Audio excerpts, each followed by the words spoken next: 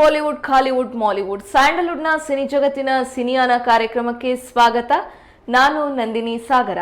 ನಾಡಹಬ್ಬ ದಸರಾದಲ್ಲಿ ಜಗನ್ಮಾತೆ ಚಾಮುಂಡೇಶ್ವರಿಯ ಅಂಬಾರಿ ಹೊತ್ತಿದ್ದ ಅರ್ಜುನ ಆನೆ ಕಳೆದ ವರ್ಷ ಕಾಡಾನೆ ಸೆರೆ ಕಾರ್ಯಾಚರಣೆ ವೇಳೆ ಸಾವನ್ನಪ್ಪಿತ್ತು. ಈಗ ಮೃತ ಆನೆ ಅರ್ಜುನನ ಸಮಾಧಿ ರಕ್ಷಣೆಗೆ ಸ್ಯಾಂಡಲ್ವುಡ್ ನಟ ಪ್ರಾಣಿಪ್ರಿಯ ದರ್ಶನ್ ಮುಂದಾಗಿದ್ದು ಅವರ ಮಹತ್ ಕಾರ್ಯವನ್ನ ಎಲ್ಲರೂ ಶ್ಲಾಘಿಸ್ತಾ ಇದ್ದಾರೆ. ಹೌದು, ದಸರಾದಲ್ಲಿ ಬರೋಬ್ಬರಿ 8 ಬಾರಿ ಅಂಬಾರಿ ಹೊತ್ತಿದ್ದ ಅರ್ಜುನ ಆನೆ ಕಳೆದ ವರ್ಷ ಸಾವಿಗೀಡಾಗಿತ್ತು. ಹಾಸನ ಜಿಲ್ಲೆ ಸಕಲೇಶಪುರ ತಾಲೂಕಿನ ಯಸಳೂರು ಬಳಿ ಕಾಡಾನೆ ಸೆರೆ ಹಿಡಿದು ಸ್ಥಳಾಂತರ ಮಾಡುವ ವೇಳೆ ಒಂಟಿ ಸಲಗ ದಾಳಿ ಮಾಡಿ ಅರ್ಜುನ ಜೀವ ಚೆಲ್ಲಿದ್ದ. ಸಕಲೇಶಪುರ ತಾಲೂಕಿನ ದಬ್ಬಳ್ಳಿ ಕಟ್ಟೆ ಗ್ರಾಮದ ಬಳಿ ಅಂತ್ಯಕ್ರಿಯೆ ನಡೆಸಲಾಗಿತ್ತು. ಸರ್ಕಾರಿ ಗೌರವಗಳೊಂದಿಗೆ ಅರ್ಜುನನಿಗೆ ವಿದಾಯ ಹೇಳಲಾಗಿತ್ತು. ಅದಾದ ಸ್ವಲ್ಪ ದಿನದ ಬಳಿಕ ಬಿಡುಗಡೆಗೊಂಡಂತಹ ಕಾಟೇರ ಸಿನಿಮಾದಲ್ಲಿ ನಾಡದೇವಿ ಚಾಮುಂಡಿ ಅಂಬಾರಿಯನ್ನ ಹೊತ್ತು ದಸರೆಯ ವೈಭವವನ್ನ ಜಗತ್ತಿನಾದ್ಯಂತ ಕಣ್ತುಂಬಿಸಿ ಕಣ್ಮರೆಯಾದ ದೈತ್ಯ ಹಾಗೂ ದೈವಜೀವ ಅರ್ಜುನ.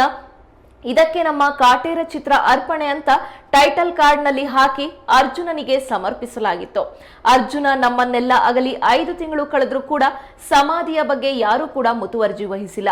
ಈ ಕುರಿತು ನಟ ದರ್ಶನ್ ಕೆಲವು ದಿನಗಳ ಹಿಂದೆ ದಸರಾ ಸಡಗರದ ವೇಳೆ ಬಹಳಷ್ಟು ಬಾರಿ ಅಂಬಾರಿ ಹೊತ್ತು ತನ್ನ ಗಜಗಾಂಭೀರ್ಯಕ್ಕೆ ಹೆಸರುವಾಸಿಯಾಗಿದ್ದ ಅರ್ಜುನ ಕಳೆದ ವರ್ಷ ನಡೆದ ಕಾಡಾನೆ ಕಾರ್ಯಾಚರಣೆಯಲ್ಲಿ ಸಾವನ್ನಪ್ಪಿರೋದು ತಿಳಿದೇ ಇದೆ.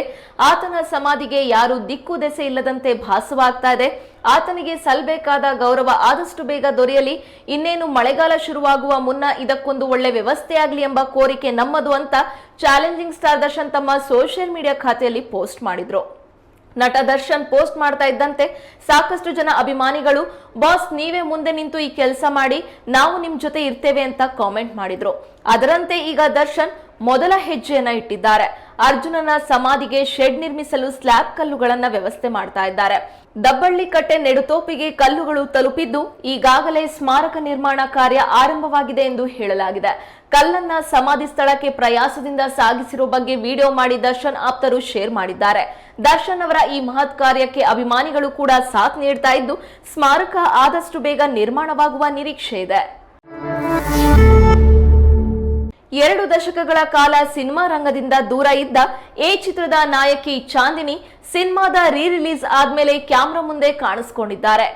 ಎ ಪಾರ್ಟ್ 2 ಮಾಡೋದಾಗಿಯೂ ಕೂಡ ಕ್ಲೂ ಕೊಟ್ಟು ಸೆನ್ಸೇಷನ್ ಕ್ರಿಯೇಟ್ ಮಾಡಿದ್ದಾರೆ. ಉಪೇಂದ್ರ ಅವರನ್ನ ಎ ಪಾರ್ಟ್ 2 ಡೈರೆಕ್ಷನ್ ಹಾಗೂ ನಟನೆಗೆ ಹೇಗಾದ್ರೂ ಮಾಡಿ ಒಪ್ಪಿಸೋದಾಗಿಯೂ ಕೂಡ ಬಹಿರಂಗವಾಗಿ ಹೇಳಿದ್ದಾರೆ. ಎಸ್, ಎ ಸಿನಿಮಾ ರಿಲೀಸ್ ಆಗಿ ಹಿಟ್ ಆಗಿದೆ. 25 ವರ್ಷಗಳ ಹಿಂದೆ ಸಿನಿಮಾವನ್ನ ಮೊದಲ ಬಾರಿ ನೋಡಿದಾಗ ಪ್ರೇಕ್ಷಕರು ಹೇಗೆ ಮೆಚ್ಚಿಕೊಂಡಿದ್ರು ಹಾಗೆ ರಿಲೀಸ್ ಆದಾಗ್ಲೂ ಕೂಡ ಪ್ರಶಂಸೆಯನ್ನ ವ್ಯಕ್ತಪಡಿಸಿದ್ದಾರೆ. ಉಪೇಂದ್ರ ಅವರ ಫ್ಯೂಚರ್ ಥಿಂಕಿಂಗ್ ಅನ್ನ ಜನ ಬಹಳ ಮೆಚ್ಚಿಕೊಂಡಿದ್ದಾರೆ. ಅಂತೆಯೇ AK47 ಅಂತಹ ಸಿನಿಮಾಗಳಲ್ಲಿ ನಟಿಸಿದ ಚಾಂದಿನಿ ಇದ್ದಕ್ಕಿದ್ದ ಹಾಗೆ ಸಿನಿಮಾದಿಂದ ದೂರ ಉಳಿದ್ಬಿಟ್ರು.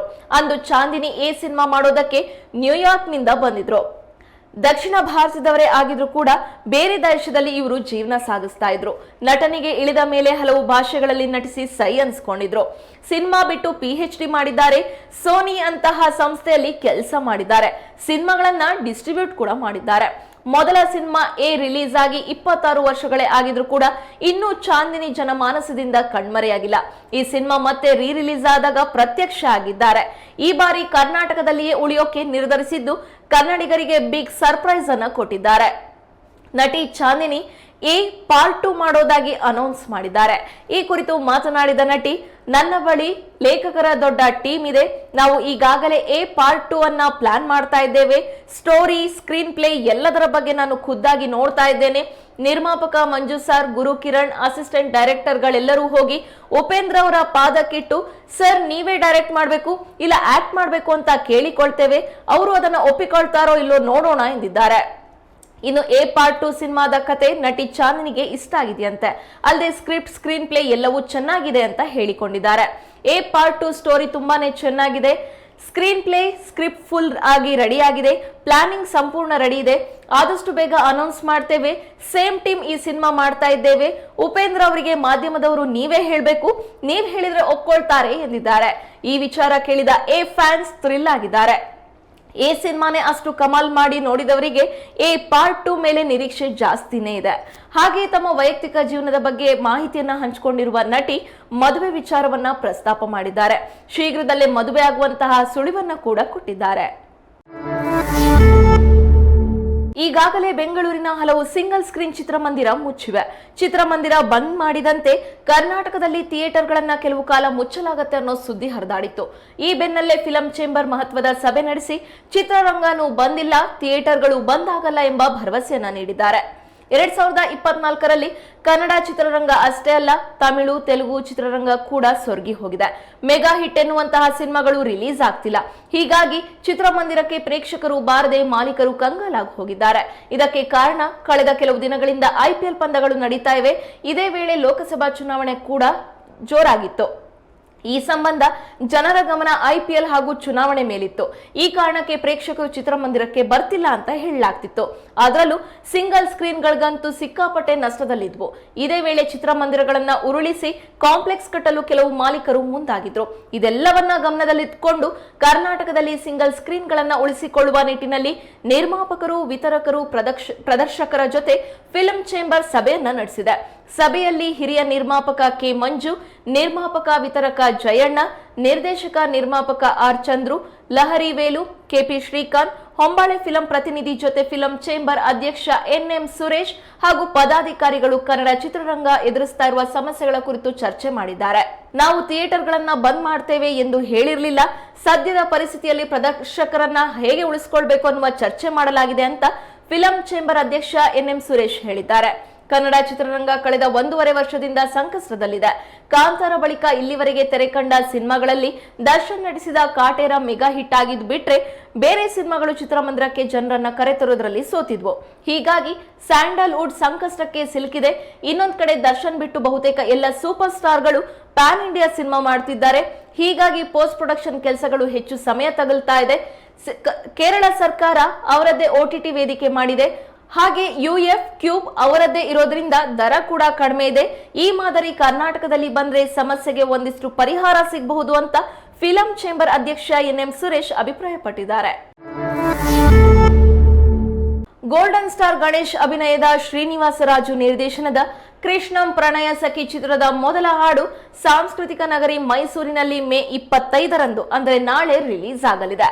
ಗೋಲ್ಡನ್ ಸ್ಟಾರ್ ಗಣೇಶ್ ಅಭಿನಯದ ಬಹುನಿರೀಕ್ಷಿತ ಸಿನಿಮಾ ಕೃಷ್ಣಂ ಪ್ರಣಯ ಸಖಿ ಇದೊಂದು ಅಪ್ಪಟ ಕೌಟುಂಬಿಕ ಕಥಾಹಂದರ ಹೊಂದಿರುವ ಚಿತ್ರ. ಈಗಾಗಲೇ ಚಿತ್ರದ ಚಿತ್ರೀಕರಣವು ಮುಕ್ತಾಯವಾಗಿದೆ. ಬೆಂಗಳೂರು, ವಿಯೆಟ್ನಾಂ ಮುಂತಾದ ಕಡೆ ಚಿತ್ರೀಕರಣ ನಡೆಸಿದ್ದು ಖ್ಯಾತ ನಿರ್ದೇಶಕ ಶ್ರೀನಿವಾಸ ರಾಜು ಅವರ ನಿರ್ದೇಶನದಲ್ಲಿ ಸಿನಿಮಾ ಮೂಡಿ ಬಂದಿದೆ. ಚಿತ್ರ ಆರಂಭದಿಂದಲೂ ಸಾಕಷ್ಟು ಸದ್ದು ಮಾಡ್ತಾ ಇದ್ದು ಚಿತ್ರದ ಫಸ್ಟ್ ಲುಕ್ ಹಾಗೂ ಪೋಸ್ಟರ್ಗಳು ಈಗಾಗಲೇ ಎಲ್ಲರ ಗಮನ ಸೆಳೀತಾ ಇದೆ. ಪ್ರೇಕ್ಷಕರಲ್ಲಿ ಕುತೂಹಲ ಕೆರಳಿಸಿರುವ ಕೃಷ್ಣಂ ಪ್ರಣಯ ಸಖಿ ಚಿತ್ರದ ಮೊದಲ ಹಾಡು ಮೇ 25ರಂದು ಮೈಸೂರಿನಲ್ಲಿ ಬಿಡುಗಡೆಯಾಗಲಿದೆ. ಅರ್ಜುನ್ ಜನ್ಯ ಅವರು ಸಂಗೀತ ನೀಡಿರುವ 6 ಸುಮಧುರ ಹಾಡುಗಳು ಕೃಷ್ಣಂ ಪ್ರಣಯ ಸಖಿ ಚಿತ್ರದಲ್ಲಿವೆ. ಚಿತ್ರದಲ್ಲಿ ಒಟ್ಟು 6 ಹಾಡುಗಳಿದ್ದು ಅವುಗಳ ಪೈಕಿ ನಿಶಾನ್ ರಾಯ್ ಅವರು ಬರೆದಿರುವ ಹೆಸರಾಂತ ಗಾಯಕ ಚಂದನ್ ಶೆಟ್ಟಿ ಹಾಡಿರುವ ಕೃಷ್ಣಂ ಪ್ರಣಯ ಸಖಿ ಚಿತ್ರದ ಮೊದಲ ಹಾಡು ಸಾಂಸ್ಕೃತಿಕ ನಗರಿ ಮೈಸೂರಿನ ಮಾಲ್ ಆಫ್ ಮೈಸೂರಿನಲ್ಲಿ ಅದ್ದೂರಿಯಾಗಿ ರಿಲೀಸ್ ಆಗಲಿದೆ. ಚಿತ್ರದ ಮೊದಲ ಹಾಡು ಬಿಡುಗಡೆ ಮಾಡೋದರ ಮೂಲಕ ಕೃಷ್ಣಂ ಪ್ರಣಯ ಸಖಿ ಚಿತ್ರದ ಪ್ರಚಾರ ಕಾರ್ಯಕ್ಕೆ ಅಧಿಕೃತ ಚಾಲನೆ ಸಿಗಲಿದೆ. ಅಂದಹಾಗೆ ಇದು ಗೋಲ್ಡನ್ ಸ್ಟಾರ್ ಗಣೇಶ್ ಅಭಿನಯದ 41ನೇ ಚಿತ್ರ. ಈ ಚಿತ್ರದಲ್ಲಿ ಗಣೇಶ್ ಅವರಿಗೆ ನಾಯಕಿಯಾಗಿ ಮಾಳ್ವಿಕಾ ನಾಯರ್ ನಟಿಸಿದ್ದಾರೆ. ಚಿತ್ರದಲ್ಲಿ ನಟಿ ಶರಣ್ಯ ಶೆಟ್ಟಿ, ಹಿರಿಯ ನಟ ಶ್ರೀನಿವಾಸ್ ಮೂರ್ತಿ, ಹಾಸ್ಯ ನಟ ಸಾಧು ಕೋಕಿಲ, ರಂಗಾಯಣ ರಘು, ಶಶಿಕುಮಾರ್, ಶ್ರುತಿ, ಭಾವನಾ, ಅಶೋಕ್, ರಾಮಕೃಷ್ಣ, ಶಿವಧ್ವಜ್, ರಘುರಾಮ್, ಮಾನಸಿ ಸುಧೀರ್, ಅಂಬುಜಾ, ಗಿರಿ ಶಿವಣ್ಣ ಮುಂತಾದವರ ದೊಡ್ಡ ತಾರಾ ಬಳಗವೇ ಇದೆ. ಪ್ರಚಾರ ಕಾರ್ಯಕ್ಕೆ ಸಜ್ಜಾಗಿರುವ ಚಿತ್ರತಂಡ ಸದ್ಯದಲ್ಲೇ ಸಿನಿಮಾದ ಬಿಡುಗಡೆ ದಿನಾಂಕವನ್ನ ಅನೌನ್ಸ್ ಮಾಡುವ ನಿರೀಕ್ಷೆ ಇದೆ. ಸದ್ಯಕ್ಕೆ ಎಲ್ಲೆಡೆ ಟ್ರೆಂಡಿಂಗ್ ನಲ್ಲಿರೋದು ರಾಜಕಾರಣಿ ಪ್ರಜ್ವಲ್ ರೇವಣ್ಣ ಅವರ ಪೆನ್ ಡ್ರೈವ್ ಹಗರಣ. ಇದೀಗ ಈ ವಿಚಾರವನ್ನೇ ಶೀರ್ಷಿಕೆಯಾಗಿಸಿಕೊಂಡು ಸ್ಯಾಂಡಲ್ವುಡ್ ನಲ್ಲಿ ಹೊಸ ಸಿನಿಮಾ ಪೆನ್ ಡ್ರೈವ್ ಸೆಟ್ ಏರಲು ಸಿದ್ಧವಾಗಿದೆ. ಸಮಾಜದಲ್ಲಿ ಸದ್ದು ಗದ್ದಲ ಮೂಡಿಸಿದ ಪ್ರಕರಣಗಳು ಚಿತ್ರವಾಗೋದು, ಘೋಷಣೆ ಆಗೋದು ಹೊಸತೇನಲ್ಲ. ಆದ್ರೆ ಕೆಲವು ಘೋಷಣೆ ಪೋಸ್ಟರ್ಗೆ ಸೀಮಿತವಾಗ್ಬಿಡುತ್ತೆ. ಸದ್ಯ ಪೆನ್ ಡ್ರೈವ್ ಸಾಕಷ್ಟು ಸದ್ದು ಮಾಡ್ತಾ ಇದೆ. ಅದನ್ನೇ ಶೀರ್ಷಿಕೆಯಾಗಿಸಿಕೊಂಡು ಸಿನಿಮಾ ಒಂದು ಸೆಟ್ ಏರ್ತಾ ಇದೆ.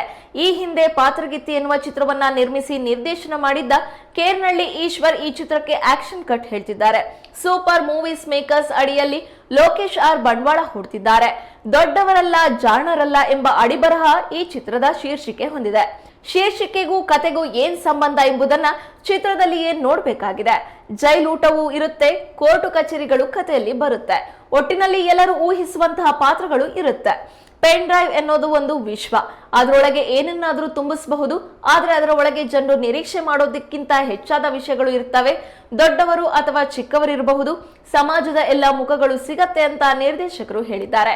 ಇನ್ನು ಚಿತ್ರೀಕರಣಕ್ಕೆ ಸಂಬಂಧಿಸಿದಂತೆ ಬೆಂಗಳೂರು, ಬಳ್ಳಾರಿ, ಹಾಸನ, ಸಕಲೇಶಪುರ ಕಡೆಗಳಲ್ಲಿ ಚಿತ್ರೀಕರಣ ನಡೆಯಲಿದ್ದು, ಹಂಸರಾಗ ಸಂಗೀತ, ವಿಜಯ್ ರಾಘವ್ ಛಾಯಾಚಿತ್ರಗ್ರಹಣ, ಜೀವನ್ ರಾಮ್ ಸಂಕಲನ ಈ ಚಿತ್ರಕ್ಕಿರಲಿದೆ. ಸಿನಿಮಾ ನಾಯಕ, ನಾಯಕಿ, ತಾರಾಗಣದ ಹೆಚ್ಚಿನ ಮಾಹಿತಿಯನ್ನ ಮುಂದಿನ ದಿನಗಳಲ್ಲಿ ಚಿತ್ರತಂಡ ನೀಡಲಿದೆ. ಹೊಸಬರೇ ಮಾಡಿದ್ದ ಶಾಕಾಹಾರಿ ಸಿನಿಮಾ ಕನ್ನಡ ಸಿನಿ ಜಗತ್ತಿನಲ್ಲಿ ಹೊಸ ಮೈಲಿಗಲ್ಲನ್ನೇ ಸೃಷ್ಟಿಸಿತ್ತು. ಕೀಳಂಬಿ ಮೀಡಿಯಾ ಲ್ಯಾಬ್ನ ರಾಜೇಶ್ ಕೀಳಂಬಿ ಅವರ ಆಸಕ್ತಿಯಿಂದ ಸಂದೀಪ್ ಸುಂಕದವರ ನಿರ್ದೇಶನದಲ್ಲಿ ರಂಗಾಯಣ ರಘು ಅವರ ದೈತ್ಯ ನಟನೆಯಲ್ಲಿ ಮೂಡಿಬಂದ ಈ ಸಿನಿಮಾ ಪರಭಾಷೆಯ ನಿರ್ಮಾಪಕರು, ನಿರ್ದೇಶಕರನ್ನ ಸಹ ತನ್ನತ್ತ ಸೆಳೆದಿತ್ತು. ಈಗ ಈ ಸಿನಿಮಾ ಬಗ್ಗೆ ಹೊಸ ವಿಷಯ ಏನಂದ್ರೆ, ಈಗ ಈ ಸಿನಿಮಾ ಅಮೆಜಾನ್ ಪ್ರೈಮ್ ನಲ್ಲಿ ಲಭ್ಯ ಇದೆ. ಟಾಕೀಸ್ ನಲ್ಲಿ ನೋಡಿದವರು ಎಲ್ಲರೂ ಸಹ ಇಲ್ಲಿ ಇನ್ನೊಮ್ಮೆ ಶಾಕಾಹಾರಿ ಸಿನಿಮಾವನ್ನ ನೋಡಬಹುದಾಗಿದೆ. ಮಲೆನಾಡಿನಲ್ಲಿ ಪುಟ್ಟ ಹಳ್ಳಿಯಲ್ಲಿರುವ ಒಂದು ಹೋಟೆಲ್ ನಲ್ಲಿ ನಡೆಯುವ ಕೊಲೆಗಳ ರಹಸ್ಯ ಹೇಗೆ ಹೊರಬಂತು ಎಂಬ ಸಸ್ಪೆನ್ಸ್ ಥ್ರಿಲ್ಲರ್ ಕತೆ ಇಲ್ಲಿದೆ. ಕ್ಲೈಮ್ಯಾಕ್ಸ್ ಅಂತೂ ತುಂಬಾ ಅದ್ಭುತವಾಗಿದೆ.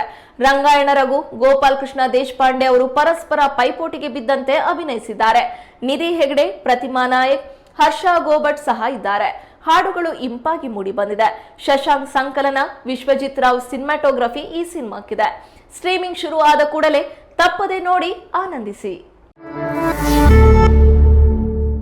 ಇದಿಷ್ಟು ಇಂದಿನ ಸಿನಿ ಜಗತ್ತಿನ ಸಿನಿಯಾನ. ನಾಳೆ ಮತ್ತಷ್ಟು ಸಿನಿ ಅಪ್ಡೇಟ್ಸ್ ನೊಂದಿಗೆ ನಿಮ್ಮ ಮುಂದೆ ಬರ್ತೀವಿ. ಅಲ್ಲಿವರೆಗೂ ನೋಡ್ತಾ ಇರಿ ಕನ್ನಡ ಮೀಡಿಯಂ 24x7.